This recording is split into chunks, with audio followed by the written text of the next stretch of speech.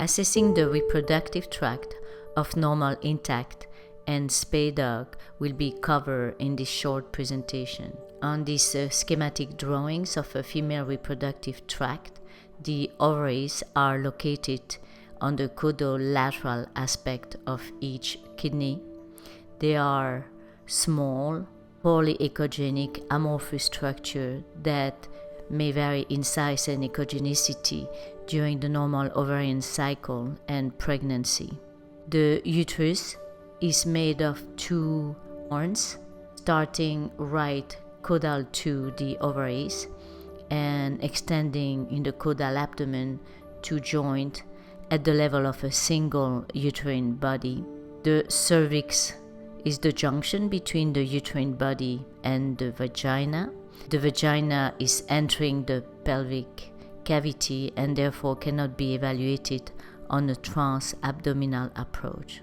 As we imagine the dog on a dorsal recumbency, the uterine body is going to be located between the bladder and the colon, and on these two ultrasound images we can see that on the transverse view we have a rounded, well-defined structure representing the uterine body and is seen between the ventrally located urinary bladder and the dorsolaterally located colon. And on the sagittal plane, the tubular uterus is inconspicuous and more challenging to distinguish from the adjacent wall of the colon. Starting with the ovaries, we will discuss their variable appearance during the ovarian cycle on these few examples. The first one, we see a sagittal image of the left ovary in this 6-year-old Labrador retriever during an oestrus. The ovary is smoothly marginated and uniformly echogenic.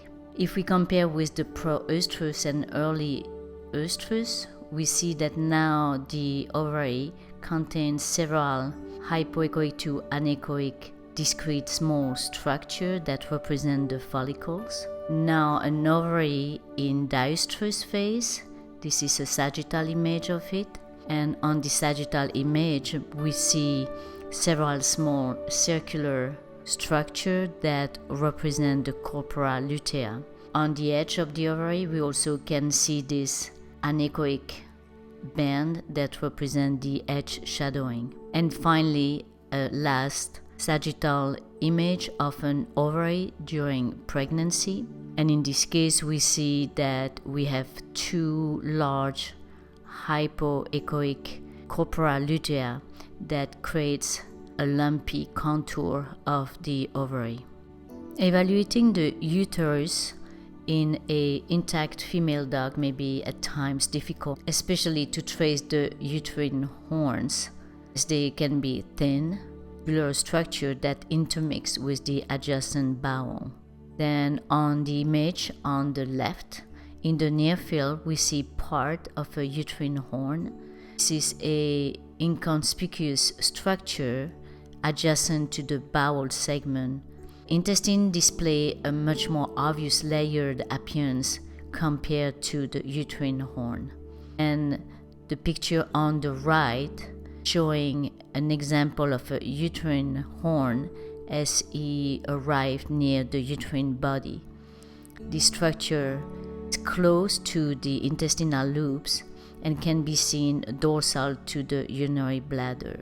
In a spay female, like in this 12-year-old mixed breed dog, we see a sagittal and also a transverse view of the uterine stump. This tubular structure may be at times difficult to distinguish from the adjacent colon. At times we may see hypoechoic speckles, and they may represent fibrotic tissue and or suture material. To conclude this presentation, let's evaluate in real time the reproductive tract of this middle-aged intact female dog that was presented for evaluation of the liver. And we will see on the insert the position of the probe starting in the left cranial abdomen, caudolaterally to the kidney, which we are not going to see during this ultrasound tape. And then the probe will slide caudally to follow the uterine horn up to the uterine body located dorsal to the bladder. And finally, we will attempt to follow the right horn up to the level of the right ovary. Let's get started. We are seeing the ovary, which is this large structure with a discrete anechoic follicle. It could be a corpus luteum, as at this point we don't know the ovarian cycle in this specific dog. And nearby start the uterine horn, intermixed with several bowel segments. We can easily recognize the intestine as being well-layered structure, unlike the uterine horn or body. We are trying now to catch the uterine horn as he's diving dorsally, caudal and dorsally to the bladder, and now we recognize the uterine body. We barely recognize any layers within the uterus, unlike the small bowel.